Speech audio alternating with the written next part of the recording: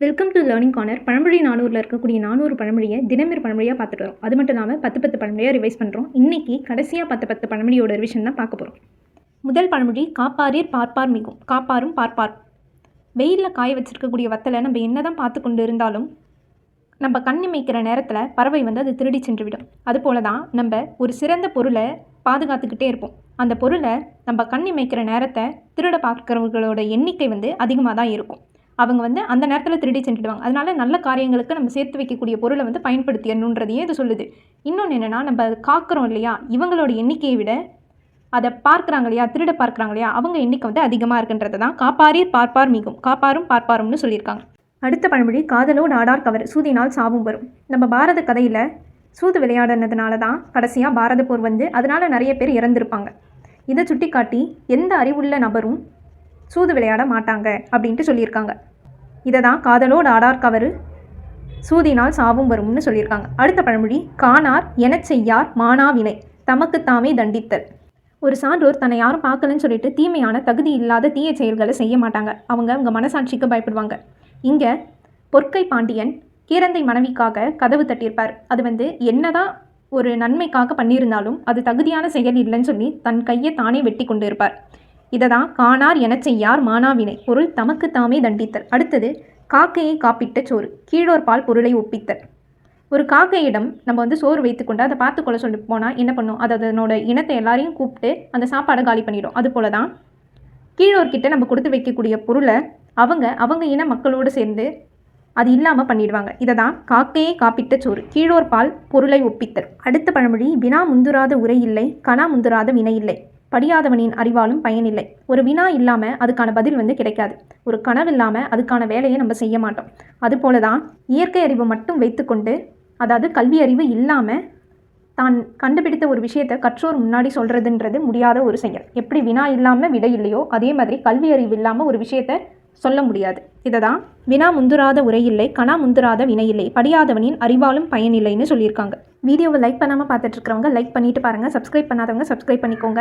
அடுத்த பழமொழி, ஒருவர் எவ்வளவு தான் கல்வி கற்று இருந்தாலும் நம்ம இன்னும் கற்க வேண்டிய கல்வின்றது அதிகம், கல்லாதது உலகளவுன்னு சொல்கிறாங்க இல்லையா, அந்த மாதிரி இருக்கும்போது அதை எண்ணி வருத்தப்பட்டு ஊக்கமோடு படித்து கொண்டே இருக்க வேண்டும். அப்படி அவங்க கற்கும்போது தான் தாம் கற்ற கல்வியோட உண்மை நிலையையும் அதனோட எல்லையும் நம்மளால் உணர முடியும். இதை தான் கற்றோருந்தான் கல்லாதவாறு, அரிதோறு அறியாமை கண்டற்றால், கல்வியை நாளும் கற்கன்னு சொல்லியிருக்காங்க. அடுத்த பழமொழி, கற்றறிவு போகா கடை, முட்டாள் கற்றும் பயனில்லை. தட்டுவார் இல்லாத துடி இசை எழுப்ப போகிறதில்ல. அப்போது தட்டுவார் இல்லாத துடி பயனில்லைன்னு அர்த்தம்.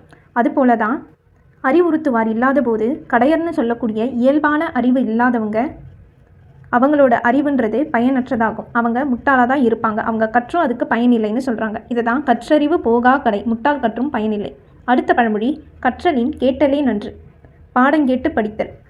ஒரு கிணற்றுக்குள்ளே இருக்கக்கூடிய தவளை, அதாவது தேரை, இந்த கிணத்துக்குள்ளே இருக்கிற தண்ணி தான் இருக்கிறதுலே இனிமையான தண்ணின்னு நினச்சிட்டு இருக்கோமா. அதுபோல் நம்மளும் தானாக புத்தகங்களை படித்து கொண்டு இது மட்டும்தான் அறிவுன்னு நினச்சிட்டு இருக்கக்கூடாது. அந்த புத்தகங்களில் படிக்கக்கூடிய விஷயத்தை ஒரு ஆசிரியர்கிட்ட கேட்டால் தான் அவங்க மேலும் ஒரு விஷயத்தை சொல்லிக் கொடுப்பாங்க. நமக்கு இந்த கல்வியோட முக்கியமான குறிப்புகளை அவங்களால தான் சொல்ல முடியும். இதை திருவள்ளுவர் செல்வத்துள் செல்வம் செவிச்செல்வம்னு சொல்லியிருக்கிறாரு. இதுக்கான பொருள் பாடம் கேட்டு படித்தல். அடுத்த பழமொழி, கற்கிள்ளி கையுந்தார் இல், பொருள் பெரியவரை தாழ்த்த நினைத்தல். ஒரு பாறை சின்னதாக இருக்குது, குளிர்ச்சியாக இருக்குதுன்னு சொல்லி அதை கிள்ளி பார்த்தவங்களோட கை வலிக்காமல் இருக்காது. அதுபோல தான் ஒரு பெரியவரை தாழ்த்த நினைச்சிட்டாங்கன்னா அதை நினைக்கிறாங்க இல்லையா, அவங்க தாழ்ந்து போவாங்க. அதாவது இவரை நான் எப்படியாச்சும் கீழே வீழ்த்தியே தீருவேன் அப்படின்னு நினச்சிட்டாங்கன்னா அவங்க தான் விழுந்து போவாங்க. இதை தான் கற்கிள்ளி கையுந்தார் இல், பொருள் பெரியவரை தாழ்த்த நினைத்தல். அடுத்த பழமொழி, கழிவிழா தோலேற்றுவார் ஆபத்தில் உதவாத நண்பர்கள். துரியோதனனோட நண்பன் பலராமன் பாரத கதையில், அவர் போரில் தன்னோட நண்பனுக்கு உதவி செய்யாமல் அவர் இறந்ததுக்கு அப்புறமா அவரோட ஆன்மா சாந்தி அடையணும்னு தவம் இருப்பார். இந்த மாதிரியான நண்பர்கள் நமக்கு ஆபத்தில் உதவாத நண்பர்கள்னு சொல்லுவாங்க. இவங்களை யாருக்கு ஒப்புமைப்படுத்துகிறாங்கன்னா, ஒரு திருவிழாவுக்கு ஒரு குழந்தையை கூட்டிகிட்டு போயிட்டு திருவிழா முழுக்க அது தோல் மேலே ஏற்றி காட்டாமல் திருவிழா முடிந்து அந்த குழந்தையை தோல் மேலே ஏற்றி வீட்டுக்கு கொண்டு போகிறதுக்கு சமம்னு சொல்கிறாங்க.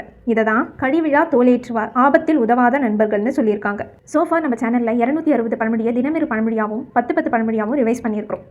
அண்ட் இதனோட லிங்க்கை நான் டிஸ்கிரிப்ஷனில் கொடுத்துருக்கேன். பார்க்காதவங்க பார்த்துக்கோங்க. குரூப் 4 அண்ட் குரூப் 2க்கு கண்டிப்பாக யூஸ்ஃபுல்லாக இருக்கும்.